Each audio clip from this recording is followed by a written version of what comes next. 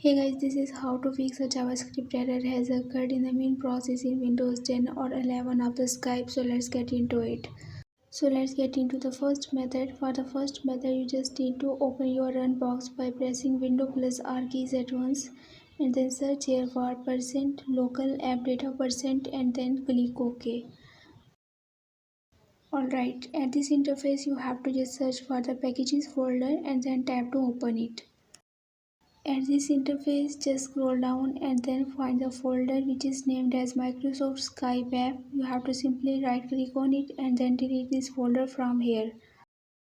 This is basically clearing the app data of the Skype. After completing this process, again try to access your Skype and hopefully your problem will be fixed.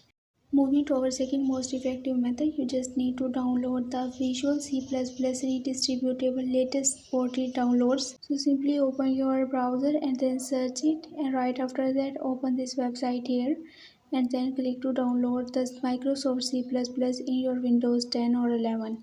But make sure that you have to download the version that is compatible with your operating system. Simply click on the link to download, and after downloading simply install it in your Windows 10 or 11, and after this your problem will be fixed. Moving to our third method, simply open your settings, and in your settings open the app section here, and now click on the apps and features and then search here for Skype. Simply click on the Skype and then click on advanced options. Then you will be right here at this interface. You have to just scroll all the way down at this interface and then click on the reset option. Again click on the reset and then click on the repair. Wait for completing this process. It will take about couple of the minutes. Right after that, again try to access your Skype, and this time your JavaScript problem will be fixed 100%. So that's all for this video. I hope this video makes a sense for you. If you have any question, you can leave a comment below. Thanks for watching.